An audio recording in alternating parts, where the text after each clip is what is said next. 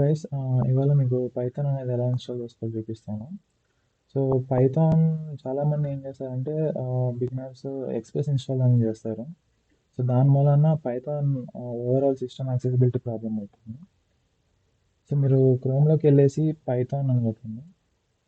కొట్టిన తర్వాత మీకు ఫస్ట్ అఫీషియల్ వెబ్‌సైట్ వస్తుంది ఆల్రెడీ.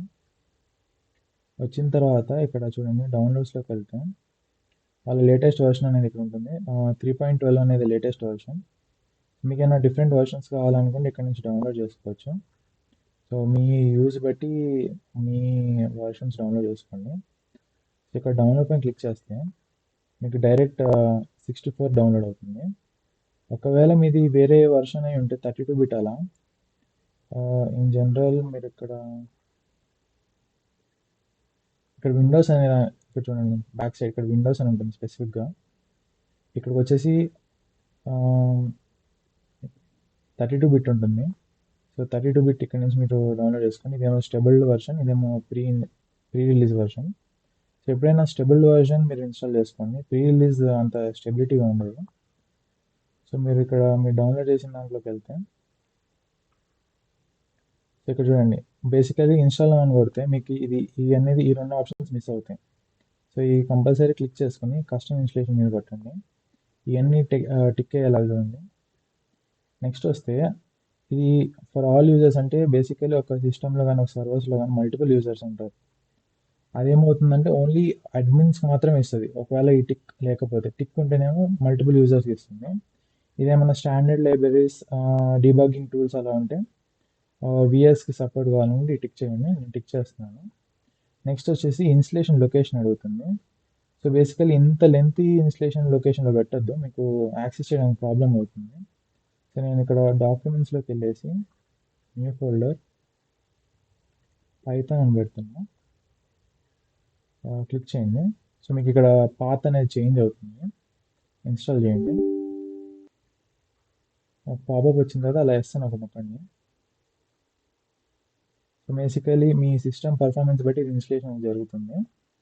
సో మీకు ఇంతకుముందు ఒక యాడ్ టు పాత్ అనేది చూపించాను కదండి, అదొక ఎన్విరాన్మెంట్ వేరియబుల్స్. దాని వలన ఏమవుతుందంటే మీరు సిస్టంలో ఎక్కడున్న ఈ ప్రోగ్రామ్ని యాక్సెస్ చేయొచ్చు. సో మీకు ఒక స్మాల్ డిఫరెన్స్ చూపిస్తాను. ఇన్స్టలేషన్ అవ్వనండి.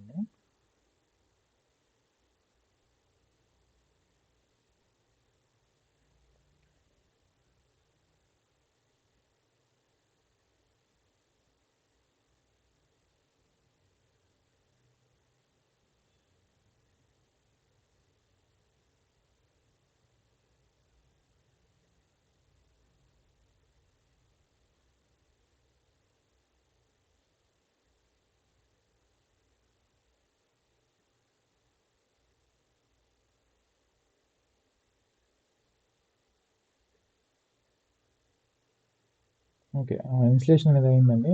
క్లోజ్ నొక్కియండి. ఒక్కోసారి మీకు అక్కడ డిసేబుల్ లెంత్ అని ఒకటి వస్తుందండి, అదొకటి నొక్కండి. నొక్కిన తర్వాత క్లోజ్ చేయండి. మీరు ఇక్కడ సిఎండిలోకి వెళ్ళేసి సర్చ్ బార్లో సిఎండి అని నొక్కండి, పైథాన్ అని కొట్టండి. సో మీకు పైథాన్ అని కొట్టిన తర్వాత ఇలా పైథాన్ 3.12 అని వస్తుంది. దీన్ని బట్టి మీకు ప్రాపర్గా ఇన్స్టాల్ అయిందని తెలుస్తుంది.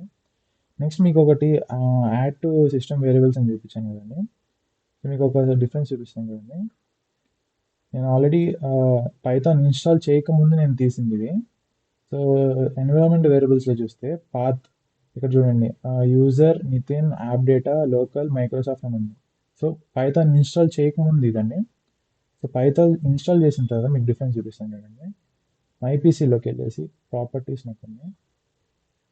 ప్రాపర్టీస్ వచ్చిన తర్వాత అడ్వాన్స్ సిస్టమ్ సెట్టింగ్స్ నొక్కిన తర్వాత ఇక్కడ ఎన్విరాన్మెంట్ వేరియబుల్స్ అని ఉంటుంది.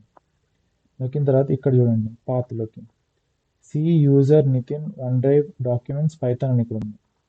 సో దీని వలన ఏమవుతుందంటే ఏ సాఫ్ట్వేర్ అయినా పైథాన్ యాక్సెస్ చేసేలాగా సెట్ చేసాం ఇక్కడ మనం. సో ఆ వన్ క్లిక్ మూలన ఇంత డిఫరెన్స్ వస్తుంది మీకు. సో ఇదండి పైథాన్ ఇన్స్టాల్ చేసుకున్న ప్రాపర్ ప్రాసెస్. థ్యాంక్ యూ అండి.